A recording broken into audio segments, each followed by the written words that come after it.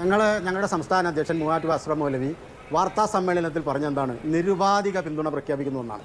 അത് യുഡിഎഫിൻ്റെ നേതാക്കളുമായിട്ടോ കോൺഗ്രസിൻ്റെ നേതാക്കളുമായിട്ടോ എന്തെങ്കിലും ഒരു ധാരണയുടെ അടിസ്ഥാനത്തിലല്ല. ഇത് ഞങ്ങളുടെ രാഷ്ട്രീയ നിലപാടാണ്.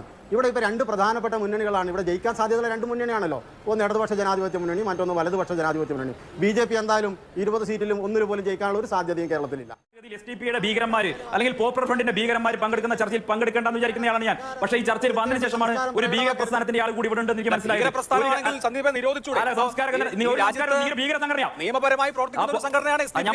ഈ തെരഞ്ഞെടുപ്പിൽ അവർ അമ്പെ പരാജയപ്പെടുന്നതിന്റെ വെപ്രാളമാണ് സന്ദീപ് വാര്യർ ഈ ചാനൽ ചർച്ചയിൽ പ്രകടമാക്കുന്നത്.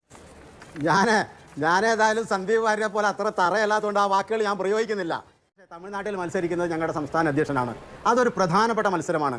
നേരത്തെ പലതവണ AIDMK ജയിച്ച ഡിണ്ടിക്കൽ മണ്ഡലത്തിലാണ് ഞങ്ങൾ മത്സരിക്കുന്നത്. അവിടെ നേർക്കുനേർ ഏറ്റുമുട്ടുന്നത് ഞങ്ങളുടെ സ്ഥാനാർത്ഥി AIDMKയുടെ സ്ഥാനാർത്ഥിയായ നെല്ലിയ മുഹമ്മദ് മുബാറക്കും CPIMന്റെ സ്ഥാനാർത്ഥിയും തമ്മിൽ നേർക്കുനേർ ഏറ്റുമുട്ടുന്ന തെരഞ്ഞെടുപ്പാണത്. അവിടെ ജയിച്ചാൽ ഞങ്ങൾ പാർലമെന്റ് അംഗമാവുകയാണ്. അവിടെ ഞങ്ങൾ ഈ സംസ്ഥാനത്ത് 2014 ലോക്സഭാ തെരഞ്ഞെടുപ്പിൽ 20 മണ്ഡലങ്ങളിൽ മത്സരിച്ചവരാണ്. അന്ന് കേരളത്തിൽ മത്സരിച്ച രാഷ്ട്രീയ പ്രസ്ഥാനങ്ങളിൽ 3 മുന്നണികൾ കഴിച്ചാൽ 4ാം സ്ഥാനത്ത് വോട്ട് നേടിയ രാഷ്ട്രീയ പ്രസ്ഥാനമാണ് social democratic party of India. ഞങ്ങൾ അപ്ലോഡ് ചെയ്യുന്ന വീഡിയോ തത്സമയം നിങ്ങൾക്ക് ലഭിക്കണമെങ്കിൽ സബ്സ്ക്രൈബ് ചെയ്ത് ഓൾ എന്ന ബെൽ ബട്ടൺ സെലക്ട് ചെയ്യുക.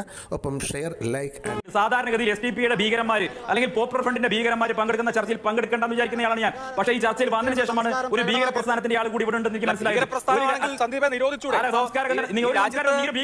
നിയമപരമായി പ്രവർത്തിക്കുന്ന സംഘടനയാണ്. അതിന്റെ പ്രതിനിധിയാണ് ഭീകരന്. താങ്കൾ വിളിച്ചാൽ അദ്ദേഹം വേറെ എന്തെങ്കിലും തിരിച്ചു വിളിക്കും. കേട്ടോ, ആ ഭീകരന്മാർക്കെതിരെ ഞാൻ പറയും മാന്യ, ഒരു സംശയവും വേണ്ട. കേരളത്തിലെ ക്രിസ്ത്യാനികൾ നിങ്ങൾ പറയുന്നത് മാത്രമൊന്നുമല്ല വിശ്വസിക്കുന്നത്, ഞങ്ങൾ പറയുന്ന കാര്യങ്ങൾ ഇന്ന് ഏറ്റെടുക്കുന്നുണ്ട്. അത് തെരഞ്ഞെടുപ്പ് കഴിഞ്ഞാൽ നിങ്ങൾക്ക് ബോധ്യപ്പെടും. ശരി, ഓക്കെ. ശ്രീ KK അബ്ദുൽ ജബ്ബാർ, താങ്കൾ മറുപടി പറഞ്ഞോളൂ. വ്യക്തിപരമായ പരാമർശം കൂടി ഉള്ളതുകൊണ്ട് ഞാനൊന്നും പറയുന്നില്ല. ഞങ്ങൾ പരസ്പരം ഞാനേതായാലും സന്ദീപ് വാര്യരെ പോലെ അത്ര തറയല്ലാത്തതുകൊണ്ട് ആ വാക്കുകൾ ഞാൻ പ്രയോഗിക്കുന്നില്ല. സന്ദീപ് വാര്യരോട് പറയാനുള്ളത്, നമ്മുടെ രാഷ്ട്രപിതാവ് മഹാത്മാഗാന്ധിയെ കൊന്നപ്പോൾ നിരോധിക്കപ്പെട്ട പ്രസ്ഥാനത്തിൻ്റെ ആളാണ് താങ്കൾ. രാജ്യത്ത് 1992 വർഗീയ വിഭജനം ഉണ്ടാക്കിയിട്ട് നമ്മുടെ രാജ്യത്തെ മതേതരത്വത്തിൻ്റെ പ്രതീകമായ ബാബരി മസ്ജിദ് തല്ലി തകർത്തപ്പോൾ നിരോധിക്കപ്പെട്ട പ്രസ്ഥാനത്തിൻ്റെ ആളാണ് താങ്കൾ. അതുകൊണ്ട് തീവ്രവാദ ആരോപണങ്ങളെ കാണിച്ച് ജയിൽ കാണിച്ച് നിങ്ങൾ ആരെയും ഭയപ്പെടുത്തരുത്. ഈ ഇന്ത്യ ഇന്ന് ജനാധിപത്യം വെല്ലുവിളി നേരിടുകയാണ്, മതനിരപേക്ഷത വെല്ലുവിളി നേരിടുകയാണ്. 37% വോട്ട് വാങ്ങിയിട്ടുള്ള ആളുകളാണ് ഇന്ത്യ അടക്കി ഭരിക്കുന്നത്. അവർ ജനാധിപത്യം എന്നാൽ കേവലം ഭൂരിപക്ഷം മാത്രമാണ് എന്ന് കരുതുന്ന ഒരു വാക്ക് കൂടെ പറഞ്ഞ് ഞാൻ അവസാനിപ്പിക്കാം. ജനാധിപത്യം എന്നാൽ വെറും ഭൂരിപക്ഷമല്ല. ഇന്ത്യയിലെ വ്യത്യസ്തനായിരിക്കാനും ഓരോ പൗരന് വ്യത്യസ്തനായിരിക്കാനും ആ വ്യത്യസ്തതയുടെ പേരിൽ വേട്ടയാടപ്പെടാതിരിക്കാനുമുള്ള അവകാശത്തിന്റെ പേരാണ് ജനാധിപത്യം. ഇത് തിരിച്ചറിയാത്തവരാണ് BJPക്കാര്. അവർ കേവലം ഭൂരിപക്ഷമാണ് ജനാധിപത്യം എന്നാണ് കരുതുന്നത്. അവർക്ക് ഈ തെരഞ്ഞെടുപ്പിൽ കഴിഞ്ഞ 37% കിട്ടിയത് ഈ തെരഞ്ഞെടുപ്പിൽ അവർ അമ്പെ പരാജയപ്പെടുന്നതിന്റെ വെപ്രാളമാണ് സന്ദീപ് വാര്യർ ഈ ചാനൽ ചർച്ചയിൽ പ്രകടമാക്കുന്നത്. ഇന്നിപ്പോ ഈ ചർച്ചയിൽ തന്നെ ഞങ്ങൾ വർഗീയ കക്ഷികളുമായി ഒരു കൂട്ടുകെട്ട് ഉണ്ടാക്കില്ല എന്ന് കോൺഗ്രസിന്റെ പ്രതിനിധി പറയുന്നു. പ്രതിപക്ഷ നേതാവ് VD സതീശൻ പറഞ്ഞു, ഞങ്ങൾ SDPയുമായി ചർച്ച നടത്തിയിട്ടില്ല, ഇനി നടത്തുകയുമില്ല. തീവ്രവാദ സ്വഭാവമുള്ള സംഘടനകളുമായി ഒരു ധാരണയും ഞങ്ങൾക്കുണ്ടാകില്ല എന്നാണ്. വോട്ട് അങ്ങോട്ട് കൊടുത്തിട്ട് തീവ്രവാദി എന്ന് വിളി കേൾക്കേണ്ട വല്ല കാര്യമുണ്ടോ നിങ്ങൾക്ക്? അഭിലാഷേ, ഞങ്ങൾ 2009 ജൂൺ 21 മുതൽ പ്രവർത്തിക്കുന്ന രാഷ്ട്രീയ പ്രസ്ഥാനമാണ്. ഞങ്ങൾ ഈ സംസ്ഥാനത്ത് 2014 ലോക്സഭാ തെരഞ്ഞെടുപ്പിൽ 20 മണ്ഡലങ്ങളിൽ മത്സരിച്ചവരാണ്. അന്ന് കേരളത്തിൽ മത്സരിച്ച രാഷ്ട്രീയ പ്രസ്ഥാനങ്ങളിൽ 3 മുന്നണികൾ കഴിച്ചാൽ 4ാം സ്ഥാനത്ത് വോട്ട് നേടിയ രാഷ്ട്രീയ പ്രസ്ഥാനമാണ് social democratic party of India.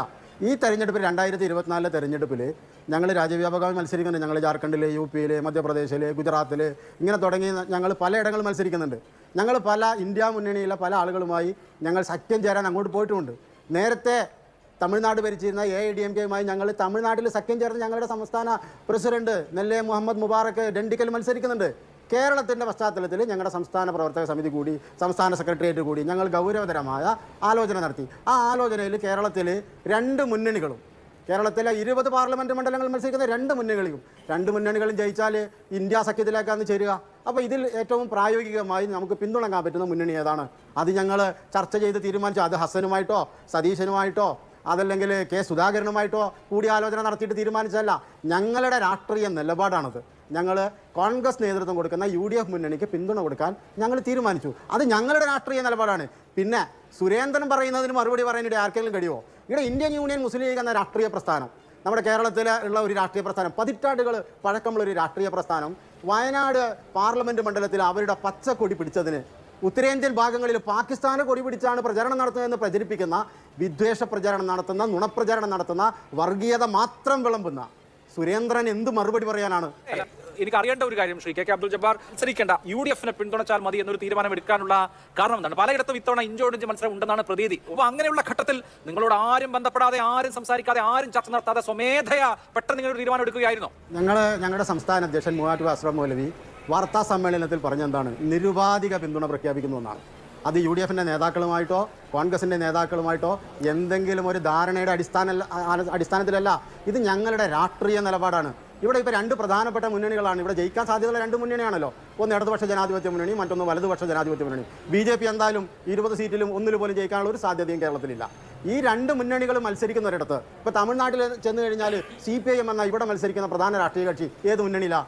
Congress ഉൾപ്പെടുന്ന അവിടുത്തെ ഇന്ത്യ മുന്നണിയുടെ ഭാഗമാണ്.